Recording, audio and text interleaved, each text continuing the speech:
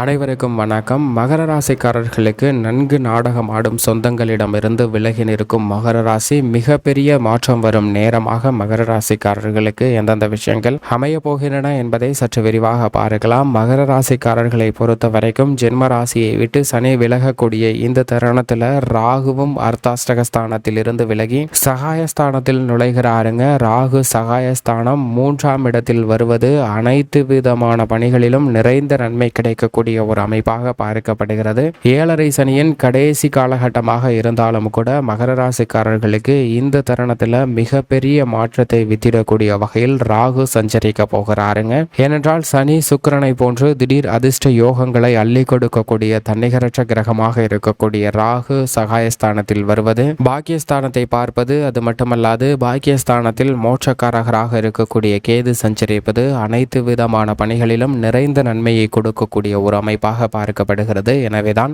மிகப்பெரிய மாற்றத்தை சந்திப்பதற்கான வாய்ப்பும் யோகமும் இந்த தருணத்தில் மகர ராசிக்காரர்களுக்கு கிடைக்கிறது என்பதில் துளியளவும் சந்தேகமே இல்லை என்பதை தெளிவாகவும் துல்லியமாகவும் உறுதிப்படுத்துகின்றன. பொதுவாக நிழல் கிரகங்கள் மனித வாழ்வில் மிகப்பெரிய மாற்றத்தை நிஜ வாழ்க்கையில் ஏற்படுத்துகின்றன.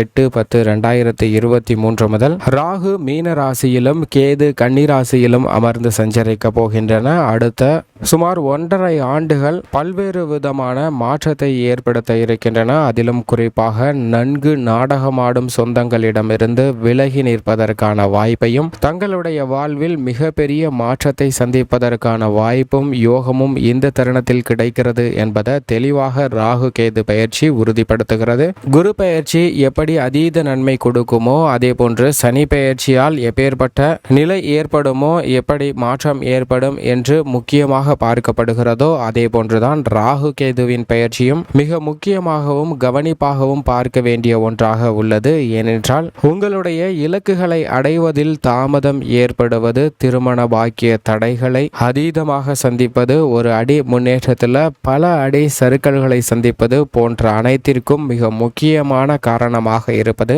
இந்த ராகு கேதுவின் அமைப்பு தான். அப்படிப்பட்ட ராகு கேதுவின் அமைப்பு தங்களுக்கு எப்படி அமைந்துள்ளது என்பதை மிக உன்னிப்பாகவும் கவனிப்பாகவும் நிச்சயமாக பார்க்க வேண்டும். ஏனென்றால் அனைத்து விதமான விஷயங்களிலும் மிகப்பெரிய மாற்றத்தை ஏற்படுத்தக்கூடிய சக்தி வாய்ந்த கிரகங்களாக நிழல் கிரகங்கள், சாயா கிரகங்கள் என்று அழைக்கக்கூடிய இந்த ராகு கேதுவும் மிகப்பெரிய மாற்றத்தை ஏற்படுத்துகிறது என்பதுதான் நிதர்சனமான உண்மை. ராகு கேதுவுக்கு என்று தனியாக ஆட்சி வீடு எதுவும் கிடையாது. இது ஒரு கூடுதல் சிறப்பாக பார்க்கப்படுகிறது. மற்ற கிரகங்களுக்கு தனக்கென ஒரு ராசிக்கு அதிபதியாக இருக்கக்கூடிய ஒரு நிலை இருக்கிறது. ஆனால் அது போன்ற அமைப்பு ராகு கேதுவிற்கு இல்லை என்பது அனைவரையுமே சமமாக பாகிக்கக்கூடிய வாய்ப்பும் யோகமும் ராகு கேது கொடுக்கின்றன. அதிலும் ராகு கேதுவிற்கு நட்பு கிரகமாக சுக்கிரன், சனி ஆகிய கிரகங்கள் இருக்கின்றன. பகை கிரகமாக சூரியன், சந்திரன், செவ்வாய் போன்ற கிரக நிலைகள் உள்ளன.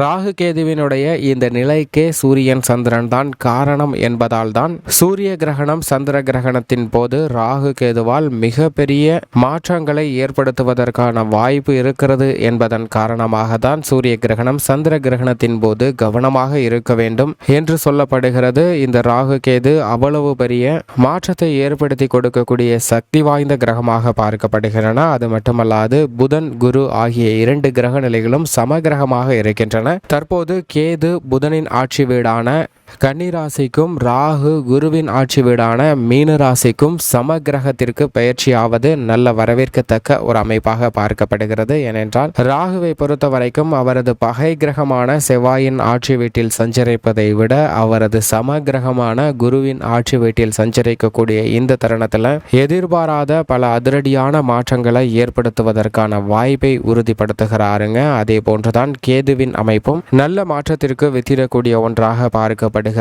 நவ கிரகங்களிலே 3வது மிகப்பெரிய கிரகமாக பார்க்கப்படுகிறவர் ராகு, 4வது கிரகமாக இருப்பவர் கேது.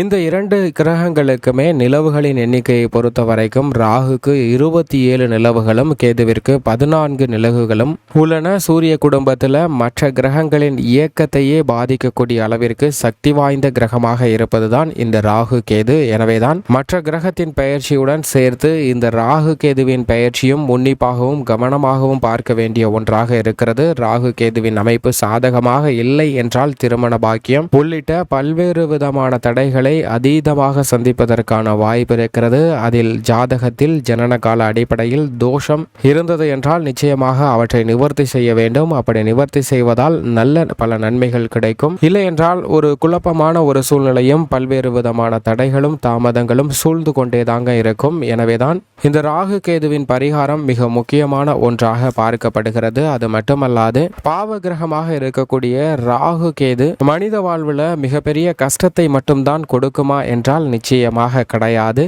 ஏனென்றால் அமிர்தத்தை பருகக்கூடிய வாய்ப்பு இந்த ராகு கேதுவிற்கு கிடைத்ததால் ராகு கேதுவின் அமைப்பு காரணமாக எதிர்பாராத அதிர்ஷ்ட யோக வாய்ப்பு நிச்சயமாக கிடைக்கும். அதிலும் குறிப்பாக 3, 6, 11 ஆகிய இடங்களில் சஞ்சரிக்கும் போது அபரிவிதமான நன்மைகளையும் முன்னேற்ற வாய்ப்புகளையும் அள்ளி கொடுக்கக்கூடிய ஒரு அற்புதமான கிரகமாக பார்க்கப்படுதுங்க. அது மட்டுமல்லாது நேர் எதிரெதிராக இருக்கக்கூடிய தருணத்தில் ஜென்மத்திலோ அஷ்டமத்திலோ அமர்ந்தாலும் எதிர்பாராத பல நல்ல வாய்ப்புகளையும் முன்னேற்றத்தையும் அதீதமாக கொடுப்பதற்கான வாய்ப்பு உருவாகிறது என்பதை தெளிவாகவும் துல்லியமாகவும் இந்த 2 கிரக நிலைகளும் உறுதிப்படுத்துகின்றன. அது மட்டுமல்லாது ராகுவை போல் கொடுப்பவர் எவரும் இல்லைங்க. ஏனென்றால் நவ கிரகங்களிலே சுக்கிரன் சனி எப்படி திடீர் அதிர்ஷ்டத்தை கொடுக்குமோ அதே போன்று திடீர் அதிர்ஷ்டத்தையும் யோகத்தையும் கொடுக்கக்கூடிய சக்தி வாய்ந்த கிரகமாக இருப்பவர் ராகு. அது மட்டுமல்லாது மோட்சக்காரகராக இருக்கக்கூடிய கேது உங்களுடைய சிந்தனைகள் எண்ணங்கள் அப்படியே செயல்பட வடிவம் கொடுக்கக்கூடிய ஒரு அற்புதமான கிரகமாக பார்க்கப்படுகிறார். இப்படி இந்த 2 கிரகநிலைகளின் அமைப்பு இருக்க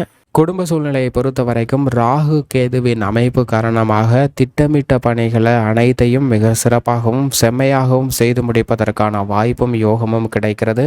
மோட்சக்காரகராக இருக்கக்கூடிய கேது தொழில் ஸ்தானத்தில் இருந்து பாக்கிய ஸ்தானத்தில் நுழைவது உறவுகள் பலப்படக்கூடிய ஒரு தருணமாக பார்க்கப்படுதுங்க. பங்காளி பகை, கருத்து வேற்றுமை, குடும்பத்தில் நிலவி வந்த பல்வேறு விதமான குழப்பம், கூச்சல் போன்ற அனைத்துமே விலகி நல்ல ஒற்றுமை கிடைப்பதற்கான வாய்ப்பும் யோகமும் கிடைக்கிறது. பல்வேறு விஷயங்களில் இருந்த தடைகள் தாமதங்கள் அனைத்துமே விலகி மிகுந்த நன்மையும் முன்னேற்றமும் நிறைந்து கிடைப்பதற்கான வாய்ப்பும் யோகமும் நிறைந்த ஒரு தருணமாக அமைய போகிறது என்பதை தெளிவாகவும் துல்லியமாகவும் கிரகநிலைகள் உறுதிப்படுத்துகின்றன.